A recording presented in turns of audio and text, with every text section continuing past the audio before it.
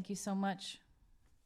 It's wonderful to be with you again today. And Sue, thank you for such a generous and loving introduction. I don't consider myself a shaman at all, but I do engage in practices that fall under that broad umbrella of healing. So just felt the need to say that. So I feel like starting with just a little simple prayer. And this is a prayer that I use in my healing work for myself and with others. So if it calls to your heart to join me in that, please do. I just want to offer gratitude that we have this opportunity to be together today and that we have community to lean into in the difficult times and in the beautiful times. Thank you to the elders, the masters, the teachers, the wise ones, the guides, the guardians, and our radiant grandmothers and grandfathers, our ancestors. Thank you for all the ways that you join us when we come together to be with you. Thank you, thank you, thank you. So I want to offer you a big greeting and warm hello from where I am right now, which is in Harpers Ferry, West Virginia, on the very top of a beautiful mountain where I call home. And it's been so beautiful recently with everything coming to life faster than usual. Actually, we're about a month ahead of where we were last year with springtime. And so it almost feels like it's going by too quickly. And I want it to slow down so that I can really be present with it more. And as Sue and I were speaking earlier this week about the focus for today's service, we really spent some time digging into this special time that we're in right now between Earth Day and Beltane. And both holidays, although very different in origin and very different in energy, really call us to be present with what's going on in the world around us at this time of year. And so I felt truly blessed to be able to come and speak with you about something that is my favorite thing in the entire world, and that is like celebrating the natural world. And as I was contemplating what to say today, I just was really tuning in to my own experience right now, where it doesn't just feel like we're emerging from winter, but it also feels like we're emerging from this dark time of the pandemic, where last year, right as spring was starting to unfurl, the pandemic was declared, and we were told to stay at home and to stay away from each other and to really retreat for our own safety and for the safety of our friends and neighbors and families. And so I can't remember who was sharing in the sharing of joys and sorrows this morning, that it didn't feel like there was a spring last year. And to some degree, I agree with you. Although I do remember seeking out a lilac in the middle of my neighborhood. We don't have one on our land. I've tried to grow them. They won't grow here. It's too high and rocky. But I found a neighbor that had some and was willing to cut some and leave them in a glass jar for me. And I brought them home and I smelled them like 20 times a day because it was spring. It was like the proof of spring really existing when I thought maybe it didn't exist. So I was just really tuning into this big emergence that it feels like, in my life anyway, that is happening right now, where the pandemic is giving way as vaccination continues and as we continue to make better steps in how to move forward given these circumstances. And so it feels like a double spring almost, like everything is so beautiful and so green and it looks bigger than ever and brighter than ever. And I hope that wherever you are, that you're seeing something that also looks like that, and that it is bringing your heart joy. So I was reflecting on the pandemic as I was gathering my thoughts for today. And it's been a difficult time for so many people. There's been so much loss. There's been so much change. And the conversation that was happening as I joined this call today was like, will we ever get back to normal? And what does that mean anyway? And so I think that's really in my heart too. Like, what does normal mean now? But I've really been reflecting on the changes that the pandemic has brought to my life and what I see in the world around me. And for me, I spend my time traveling to play and to facilitate and to teach. And previously that looked like a pretty large swath of the East Coast and Mid-Atlantic especially, as well as Central and South America. And I love that. I've loved being with your community in person on previous occasions, most definitely, and so many other communities that have come to feel so close to my heart. But I realized that there hadn't been a time in my life since I was an adult where I was still and just in a place of pause and not driving and not putting myself in different time zones and different areas pretty much all the time, every single week. And I find that I am loving that, actually. And being grounded during the pandemic here where I live on this mountain, surrounded by nature on all sides. We have pristine virgin forest behind where I'm sitting right now, behind our house, and a westward view of the Shenandoah River Valley right out the window in front of me. And I've always loved it, and I've always felt this deep sense of relationship with it. But as the pandemic has unfolded, and I literally have not left my property, sometimes for 3 or 4 or 6 weeks at a time. Like right now, I'm approaching a month. I haven't left our land. And I couldn't have imagined that before. And it's been very transformative for me because it's allowed me to slow down in myself so that I could really pay attention to what's happening around me. And I discovered all the places where the woodpecker leaves holes in the trees. And some of them are lying on the ground in the forest. And some of them are at eye view. And some of them are way up. And sometimes the woodpecker comes and tries to drill holes on the deck, which isn't great, but still, wow, it's so amazing to see the pileated woodpecker up close and to see her beautiful feet wrapping around the post. I didn't know that before. What a beautiful gift to be in intimacy with the living world. And that has become this deep joy in my life every day as I go out of my home. Even in the heart of the winter this year, I made myself do it. To go out of my home and to say, what is here today? Like, what has shown up for me? And there was one day this winter where my wife woke me up on a Sunday morning and said, look outside, there's spikes on the trees. And I thought, what on earth is she talking about? And I looked outside and she was right. There were ice spikes on the trees everywhere. And I'd never seen such a phenomenon. So I got on Google and said, what does it mean when there are ice spikes on the trees? And I learned about this phenomenon called soft rime ice that covers everything. And I learned that it happens when an ice fog rolls in and the wind is blowing just gently enough in one direction. So the ice forms only on one side of the branches and sticks out in every direction on every surface. Wind chimes, grasses, pine trees, everything.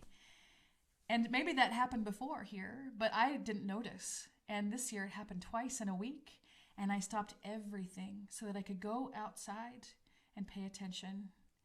And it literally felt like a miracle descended. Like, how could I not have stopped to take in this experience, to see this magical thing that I, in my mid-40s, had never seen before, even once in my life, or even ever heard of?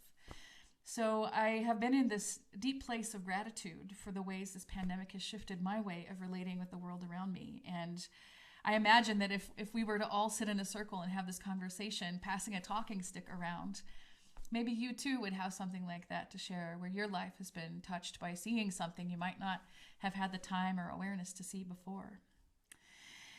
And so I'm grateful for that.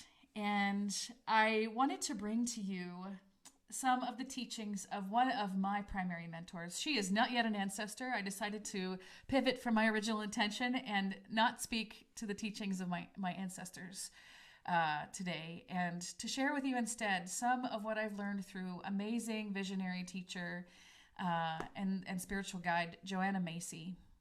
And if you've never heard of her, I hope that you will look her up. She is in her early 90s now and has been traveling all over the world to facilitate personal growth work.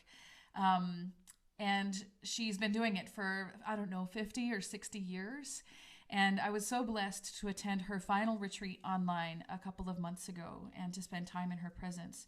And as always, it was so beautiful. So I decided today I would take you through a short version of some of the things that I've learned through her, and also share some of the poetry that she's translated. I don't know if you're familiar with the work of Rilke, but this is her personal translation done with a friend and colleague of Rilke's Book of Hours, which was written when he was in his early 20s. And so I will begin with my favorite one. I live my life in widening circles that reach out across the world. I may not complete this last one, but I give myself to it. I circle around God, around the primordial tower. I've been circling for thousands of years, and I still don't know. Am I a falcon, a storm, or a great song?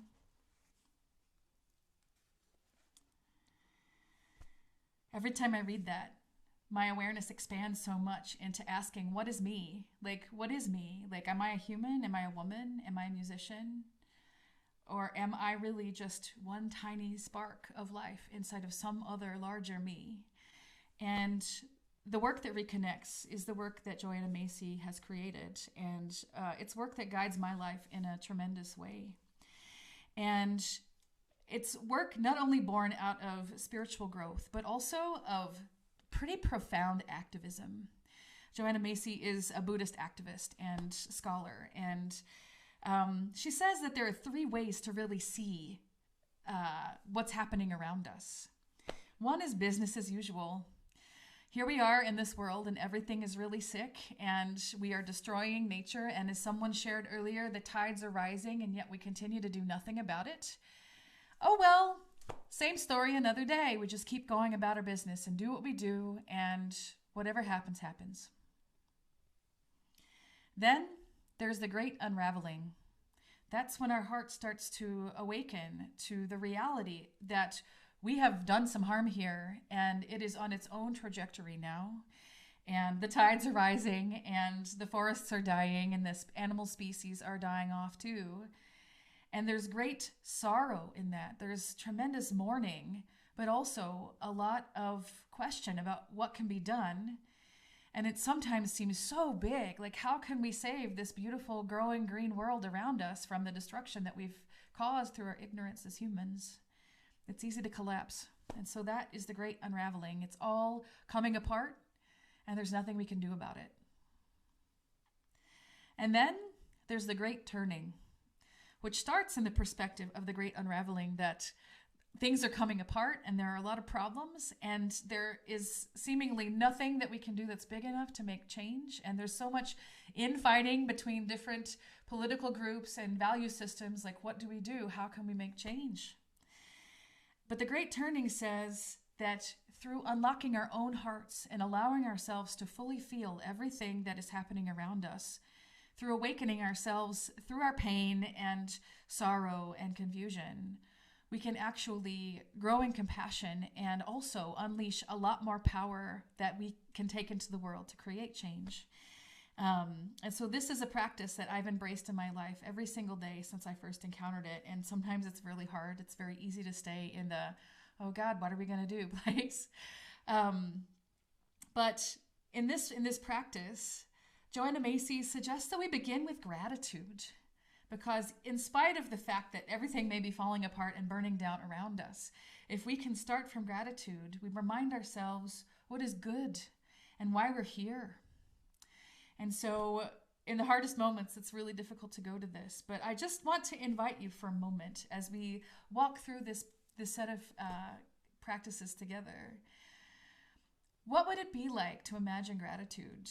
In spite of the difficulties of my life during the past year, I am grateful for. And just take this next moment to listen within yourself, to see what floats to the surface, not even thinking very hard about it.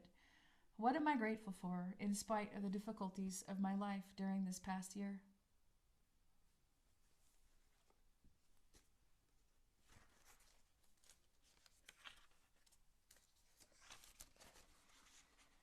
And I share with you now another poem. I'm too alone in the world, yet not alone enough to make each hour holy. I'm too small in the world, yet not small enough to be simply in your presence, like a thing, just as it is. I want to know my own will and to move with it. And I want, in the hushed moments when the nameless draws near, to be among the wise ones or alone. I want to mirror your immensity. I want never to be too weak or too old to bear the heavy, lurching image of you. I want to unfold. Let no place in me hold itself closed. For where I am closed, I am false. I want to stay clear in your sight.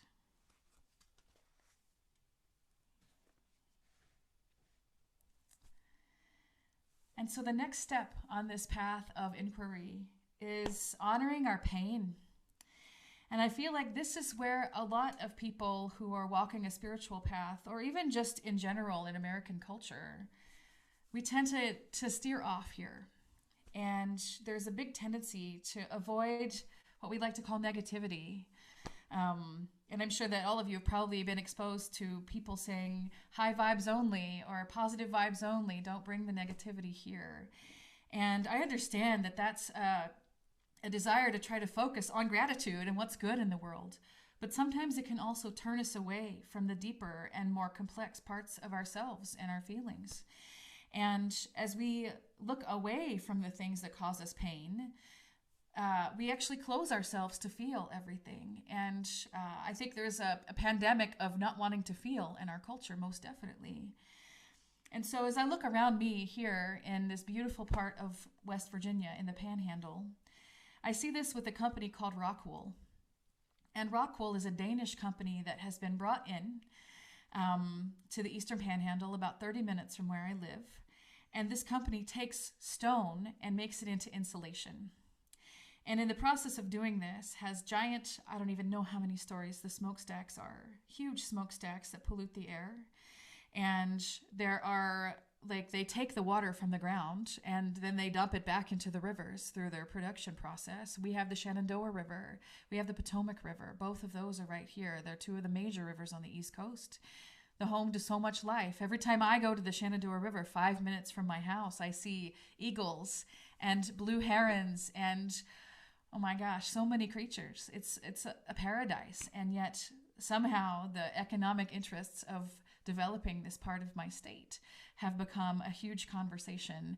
And the councils that approved this project did it the day after Thanksgiving a few years ago. They published a tiny article in the newspaper that was smaller than a classified ad so that they could say that they had notified the community that it was happening. It was against all regulations, and there has been nothing but outcry against it. It's even been bipartisan outcry where people are like, what are you doing to our community?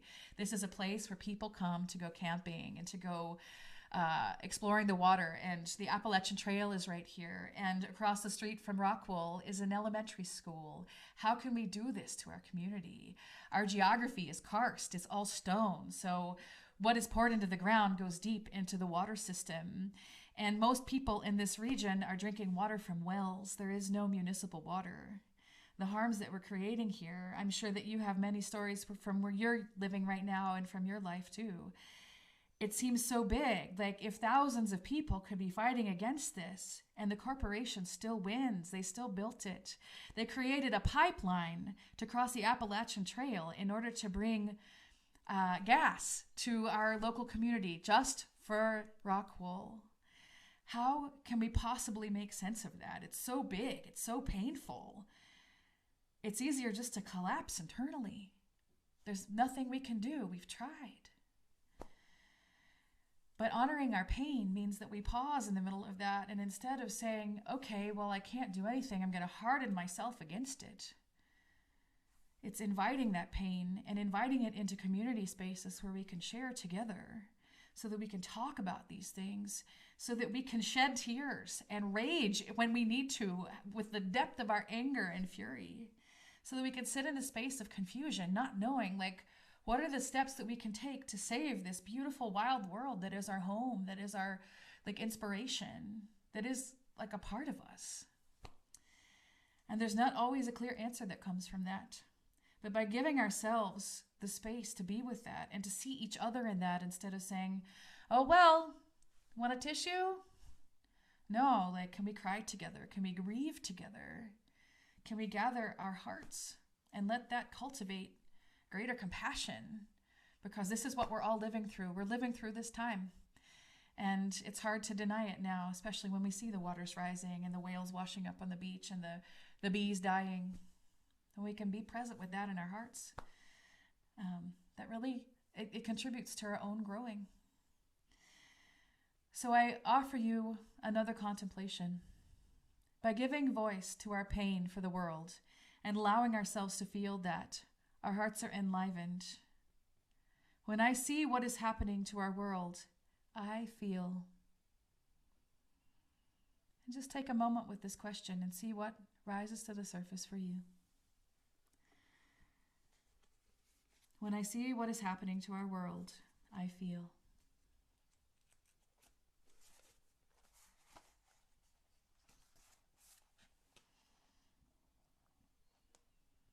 And I'll share another poem.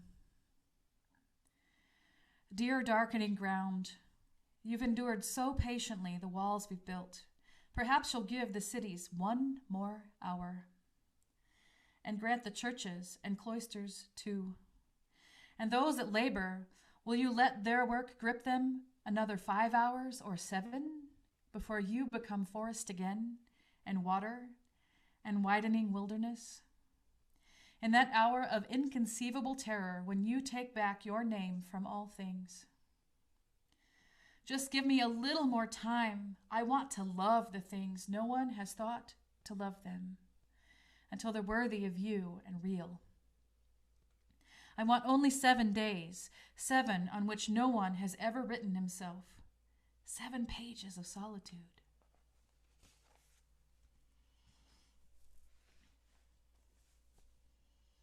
And so the next step in this journey of inquiry is to see with new eyes. And when we allow ourselves to feel all of the sorrow, anger, confusion, and pain for the world that we have, we bring ourselves into deeper connection with it all. We are no longer humans and nature. We can start to move toward this direction of being humans as nature and seeing ourselves as one small part of nature in the bigger interdependent whole. So when I was joining this beautiful final retreat that Joanna Macy offered, she told a story about visiting her friend John Seed. I believe it was in Australia. And he was an activist, a nature activist, and was really trying to defend stands of forest that were slated to be demolished and for development to take their place. And he and all of his fellow activists had gone and put themselves there. And when he shared this story with her, he had a moment of epiphany. What if we, as humans, are not here protecting the forest? What if that's not what's happening? What if that's a limited point of view? What if instead we are the forest protecting herself through humans? And it was such a beautiful way of seeing that really reflected to me something that I had been feeling but hadn't yet had the words for exactly. Like, what if we are not separate as beings from the whole? What if we are literally one small part of it working toward protecting the whole thing and to sustaining its life? And I continue to sit with that every day. Like, if I am not Angela, a musician, like heart-centered being, teacher, whatever labels I associate with on a given day. What if I am just a part of the trees? And what if I am just the part of the trees that has been shaken awake enough to pay attention and know that I am part of the trees so that I can love them and care about them and hold my guard around them to the degree that I'm able? And so when I get too overwhelmed with thinking about things like the oceans dying, the Great Barrier Reef, like Rockwool down the road, what's happening in the rivers, I remember that I do have some capacity to be where I am and to love every single part of it. We named the trees here. I think some people find that a little strange, but there's Shayna out back, and she's a sexy tree. She's very curvy. And then her brother over to the side. And then there's the little one that I've been tending over the last year that we named Mystic. And Mystic is going to grow big because we made sure to protect Mystic from the lawn care people who mow our lawn and told them not to go anywhere near there. So it's small, but it's something. And it gives me a sense that I am contributing in my little way to the protection and care of this world. And so I bring you a next question. When I imagine myself as one small part of the living world, I feel. So just take a moment and ponder that. When I imagine myself as one small part of the living world, I feel.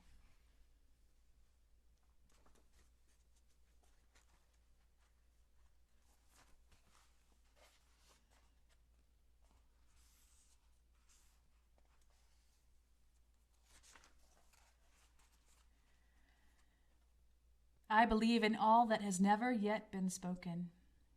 I want to free what waits within me, so that what no one has dared to wish for may for once spring clear without my contriving. If this is arrogant, God forgive me, but this is what I need to say. May what I do flow from me like a river, not forcing and not holding back, the way it is with children. Then, in these swelling and ebbing currents, these deepening tides moving out, returning, I will sing you as no one ever has, streaming through widening channels into the open sea.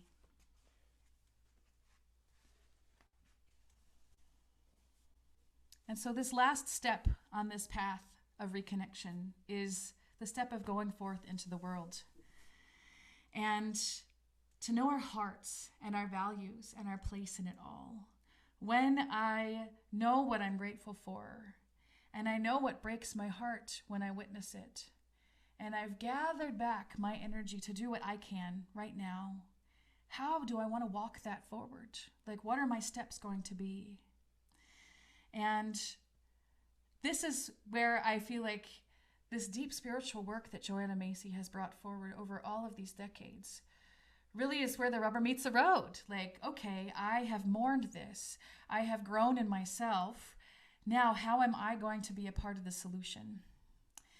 And so this step challenges us and really asks us to inquire within, how can I empower myself to be in action given what is uniquely mine? I'm a musician, and I am a spiritual soul and a teacher, and I sometimes feel like my reach is very small. I'm not an activist with a huge platform and a huge voice.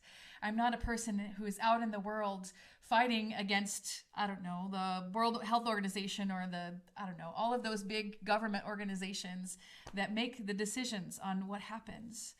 And I feel very small a lot of the time, but I know what is uniquely mine. And I can use my voice in music, I can use my voice in community, and I can use like the sincere power of my heart to call me forward even when I feel scared, even when I feel small. And this is something that I also try to challenge myself to do each day. Like, did I do something today that makes a difference? Did I do something today, even something small, with one other person that makes a difference? And so I hope that when you look at your own life and you see the ways that you're making a difference, whether or not they feel really big, like I fought the government and won, and look how we changed our community, or the small thing of like, I planted trees with my neighbor and I, appreciated the flowers that came up and I truly love them and I want to make sure that they continue to be protected. Or maybe it's telling that young person in your life stories about how beautiful the world is, taking them by the hand outside and say, like, feel the bark of this tree. Is that the coolest thing ever? And look at that bird over there. Do you know what its name is? I'm sure that we all do those things in so many ways every single day. It's hard sometimes to feel like it's enough. And not enough-ism is certainly my biggest downfall on the days when I crash. But it's important to know that we each have our role. Like, it literally takes us all. And sometimes I get frustrated with the kind of thinking around like law of attraction and manifestation, like my mind creates my reality. And I know the value of that is in really asking us to take accountability for ourselves and to be responsible for our own place.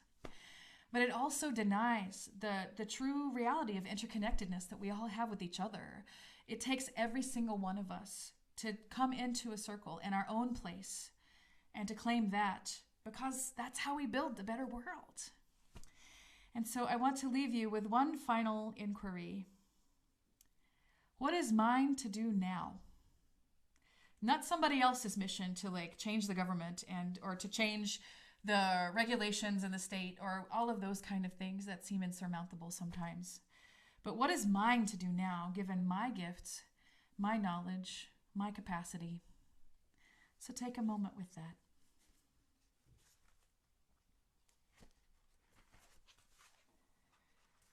And I will share one final poem from Rilke, translated by Joanna Macy. I love the dark hours of my being. My mind deepens into them. There I can find, as in old letters, the days of my life already lived and held like a legend and understood.